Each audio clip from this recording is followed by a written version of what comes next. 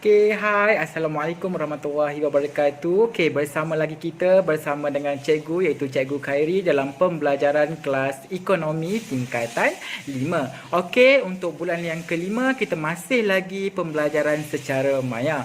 Okay, untuk bulan 5 cikgu akan teruskan dengan bab baru iaitu bab yang keempat di bawah tajuk iaitu globalisasi. Okey, so sebelum itu cuba akan terangkan iaitu pembelajaran secara maya. Okey, so yang pertama iaitu kamu akan diberikan satu video ringkas berkaitan dengan pembelajaran yang akan dipelajari pada hari tersebut, dan selepas itu sebaran persoalan atau permasalahan kamu boleh tanya dalam grup WhatsApp yang telah disediakan. Dan jangan lupa like page MMTC untuk sebaran maklumat. Okey, jom. Okey pelajar, okey, so pada pada bulan Mei, okey, so pada minggu yang pertama kita teruskan kelas kita dengan ekonomi tingkatan 5. Okey, so pada minggu ini kita akan masuk bab baru iaitu bab yang keempat iaitu di bawah tajuk globalisasi Okey, ini merupakan tajuk yang keempat lah iaitu globalisasi. Okey, sebelum ni pada bulan 4 kita dah belajar itu alat penunjuk ekonomi kan, dasar fiskal semua tu kan. Okey, so kita tengok pula apa yang berlaku pada bab yang keempat tu globalisasi So yang ni penting juga, tolong ambil perhatian bab yang keempat ni penting juga, selalu juga ditanya dalam peperiksaan globalisasi. Okey, so untuk hari ni cikgu akan terangkan beberapa tajuk sahaja supaya kamu faham. Okey, yang mana ada modul, cikgu harap kamu boleh buka modul, sama-sama kita lihat modul. Okey, kamu boleh buka muka surat yang kedua dalam modul kamu. Okey, so hari ni cikgu akan terangkan dulu iaitu maksud globalisasi. Apa sebenarnya maksud dia? Okey. Okey, so hari ni kita akan maksud dan juga ciri-ciri globalisasi Okey, cikgu highlight kat sini. Okey. Cikgu akan besarkan sedikit. Okey, so kat sini dia kata okey dalam modul kamu, okey dia membawa maksud kat sini ialah globalisasi ialah proses okey kat sini cikgu highlight kat sini. Okey, merupakan proses proses apa? Proses interaksi dan integrasi. Okey, so maksud kat sini ialah globalisasi ialah proses interaksi. Interaksi ni apa? Komunikasi lah.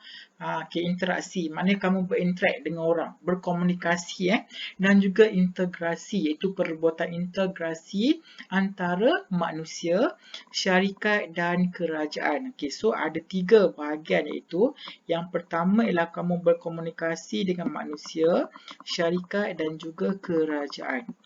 Itu globalisasi, iaitu syarikat kerajaan pelbagai negara yang prosesnya dipandukan oleh perdagangan antarabangsa. So ni ialah perdagangan, perdagangan antarabangsa dan juga pelaburan. Itu merupakan globalisasi. Nama pun globalisasi maknanya kita kena berinteraksi dengan orang luar lah. Tak semestinya orang dalam Malaysia je. Kita berhubung dengan orang luar. Maknanya kita panggil kat sini ialah perdagangan antarabangsa. Maknanya kita berhubung dengan orang luar negara. Itu barulah kita punya konsep globalisasi tu. Ingat, globalisasi ada dua, iaitu interaksi dan juga integrasi. Boleh belajar? Cikgu harap kamu faham maksud globalisasi itu apa. Boleh Dia melibatkan perdagangan antarabangsa. Boleh. Seterusnya kita pergi yang kedua ialah ciri-ciri globalisasi. Tadi maksud dia, maksud globalisasi kan. Seterusnya kita pergi kepada ciri-ciri globalisasi. Apa ciri dia? Yang pertama, dalam globalisasi, kalau kita nak capai globalisasi ni, yang pertama ialah mesti ada pasaran baru. Masuk pasaran baru ni ialah kelonggaran undang-undang ke atas perdagangan dan pelaburan. So maknanya kita ada longgar, syarat longgar sikit untuk kita pasarkan produk kita ke tempat-tempat baru lah.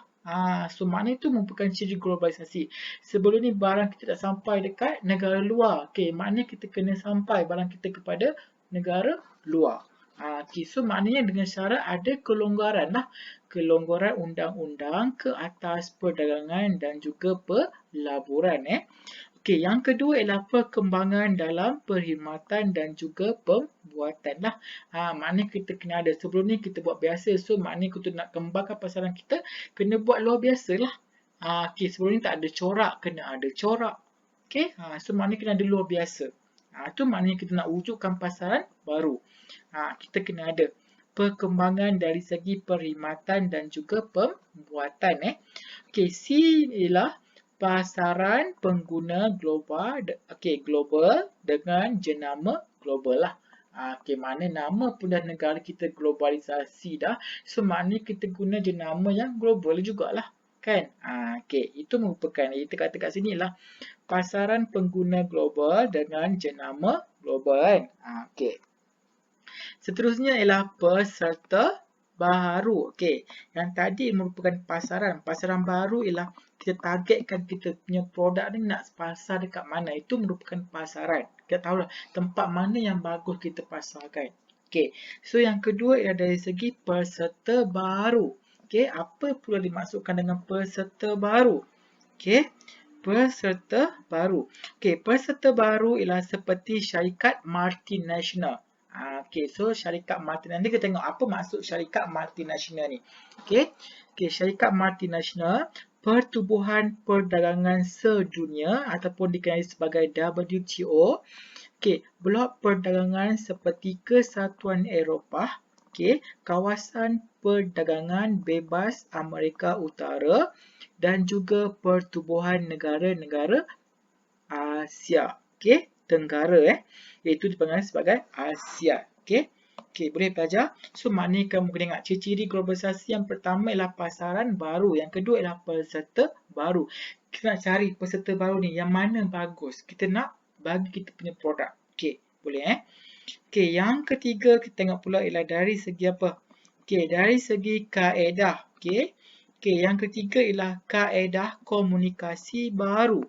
Okey, kita tengok apa kaedah komunikasi baru Okey.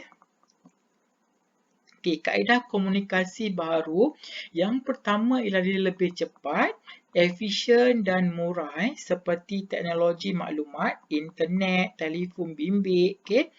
So maknanya dia lebih cepat. Okey, and then lebih cepat, efisien dan murah seperti teknologi maklumat lah. Okey. Rantaian pengangkutan iaitu ada udara, ada darat dan juga air. Okey, boleh? Okey, yang keempat ialah peraturan. Okey, peraturan dan norma baru iaitu transisi ekonomi iaitu perubahan struktur ekonomi daripada sistem ekonomi perancangan pusat kepada apa? Okey, cikgu highlight kat sini. Cikgu besarkan sedikit, cikgu akan turunkan. Dikata kat sini ialah perubahan struktur ekonomi daripada sistem ekonomi perancangan pusat kepada sistem ekonomi pasaran bebas. Okey, dia menggalakkan liberalisasi dan juga penswastaan perdagangan liberalisasi. Okey, cikgu highlight kat sini, ni penting, dan juga penswastaan perdagangan Okey, boleh.